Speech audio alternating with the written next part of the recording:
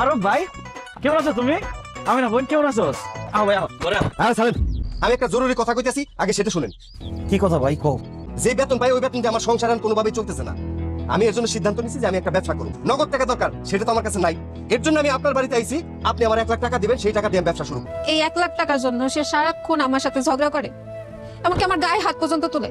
তুমি যেমনে পারো এই 1 লাখ টাকা জোগাড় করে আইনো আরে দাও। আমি আব্বার রাইখা যাওয়া জমি চাষবাস করে খাই, তার মধ্যে বিদেশ যাওয়ার জন্য কিছু টাকা জমা দিছিলাম, ওই টাকার কোনো হদিস পাইতেছি না।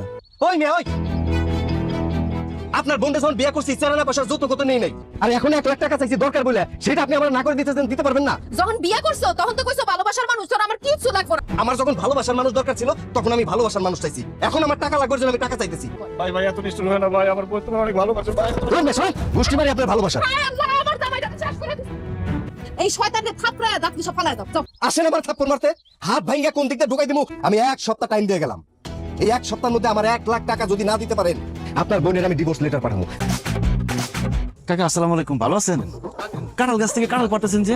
আমার বাগান, আমার গাছ, আমার কাঁঠাল, আমি পারতেছি, তোর কোনো সমস্যা? এই কাঁঠাল বাগান পুরোটাই তো আমার আব্বার নামে, আব্বা মরে যাওয়ার পরে এটার মালিক তো আমি তো দেখাশোনা করতেছি। এই বাগান আর এই জমি আমার কাছে বিক্রি করে ঠিক আছে নগদ ক্যাশ টাকায়। এতদিন আমি কাগজপত্র পাই নাই জায়গা, তুই ভোগ দখল করছো, তোর আমি কিছু কই নাই। আজকে থেকে কোনোদিন এই বাগানের মুখে আবি না, কই দিলাম যা। আমার জামাইরে বোকা পাইয়া আপনি একটা বুঝ দিয়া জমি দখল করতে চান না? আমার জামাই বোকা হইলো, আমি বোকা না। এখনো কইতেছি ভালোই ভালো এখান থেকে জায়গা, তাহলে কিন্তু তাই ভালো তুই জানে। চাচা একদম ছাড় দিবেন না। জমি যদি আমার শ্বশুরের কাছ থেকে কিনে থাকেন তো দলিল দেখান, দেখান দলিল। এই তোর দল দাও কেন? তুই কে? এই জমির মালিক আমার স্বামী। আপনারা এখান থেকে বাইরে নাইলে কিন্তু তুমি কথা কইতেছ না কিসের জন্য? আপনার এই জমি থেকে চলে যান, জমির মালিক তো আমি। এই জমি থেকে তোরা দুটো সরে যা। এই দাও দেখতেছিস না, কুপায় গাছ থেকে কল আলাদা করে দেবো, যা। এই জমি তাও আমি দখল করতে দিব না। এই মহিলা, তোর বোনের বেলা শখ হয়েছে? হ্যাঁ, এই বাড়িটা কেন গেছে খারিস হচ্ছে? টুকা টুকা করে ভাড়া কুপাইয়া জামাই পাশে টাকা কি হইছে? আমি বাগো হ্যাঁ? পান্না আয় ভাই আমার ছাড়া হাত দে। এই যা যা। এই সাপোর্টে আমার ভাই। কাঁঠাল খেয়ে বেড়েছে। কি যে ভয় পাইছিলাম, গলাটা শুকিয়ে গেছে। খুব ভালো করছো সর্বদিন। এই সব তুমি খাইবা না। কেন? কারণ এই সবতে বিষ মিশানো আছে। তুমি কি শরবতের মধ্যে বিষ মিশাইছো? হ্যাঁ, তো বিষ মিশানো শরবত তুমি আমার খাইতে দিছো কেন? তোর মাইরা ফলানোর জন্য। তুই একটা ভীতু কাপুরুষ। তোর চাচা আর চাচতো ভাই জমি দখল করে ফেলাইতাছে, আমরা দুই মাইয়া যায় মারামারি করে আইছি, আর তুই ভয় দৌড় দিছস না? তুই এখন শরবত খাইয়া মরবি, তারপর আমি আরেকটা বিয়ে দেবিস। না না না, আমি বিষ খাবো না, বিষ খাবো না।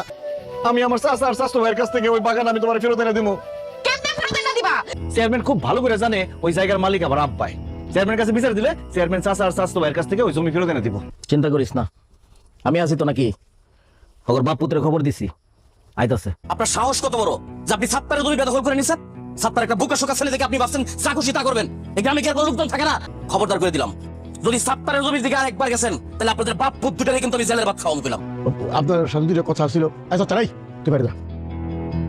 সাত্তার বাইরে যাবো না, সাত্তার এখানেই থাকবো, যা বলার সাত্তারের সামনে বলেন। 2 মিনিট আমগুলো একটা কথা কর। সত্তর তুই একটু বাইরে যা, যা।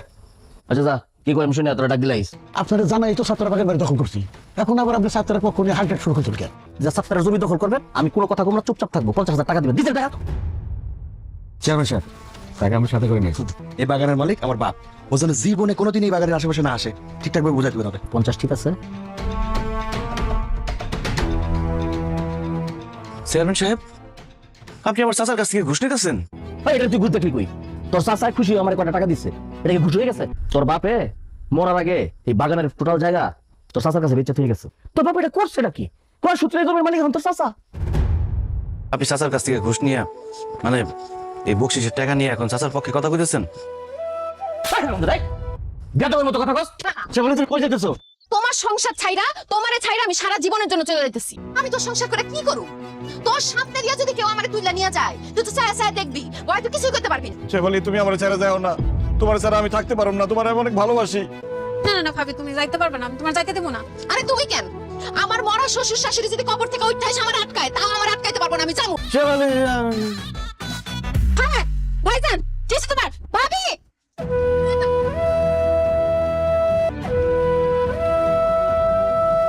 আজকে থেকে আপনার যা যা খেতে মন চাইবে খাবেন, আর যা যা করতে ইচ্ছা হবে করবেন।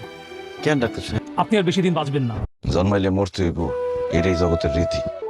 আমি এমনি এমনি মরব না, মরার আগে আমার কিছু ইচ্ছা আছে।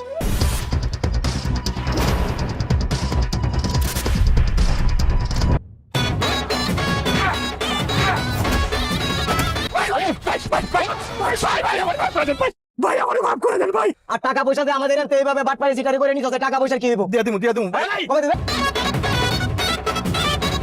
আপনি এখন এই মুহূর্তে আমার জমি থেকে ভাগেন, চলেন। কি কইলি তুই? এই বাগান থেকে আমি তো এর হবো? শেষবারের মতো কইতাছি চাচা, আমার বাগানের দখল ছাইরা দেন। তুই আমার চাচা, তুই থাকবি আমার বাবার জায়গায়। আমার বাপ মারা যাওয়ার আগে তোর হাতে আমার তুলে দিয়ে গেছে। দিনের পর দিন তুই আমার অত্যাচার করছস, আমার সব কিছু দখল করছস, আমার জায়গা জমি দখল করছস, আমার গাছ দখল করছস। আমি ভুল করছি, অন্যায় করছি বাবাজি। এই ভুল আর জীবন কোনদিন করুক না। আমি এখন এই বাগানের দখল ছেড়ে দিলাম বাবাজি। ভাইজান ডাকছো? হ্যাঁ, তুই কালকে সকালবেলা কাপড় চোপড় সব গুছায় তোর শ্বশুর বাড়িতে যাবি। তোমার ভাইয়ের কাছ থেকে যে 1 লাখ টাকা আনার কথা ছিল, আনছো?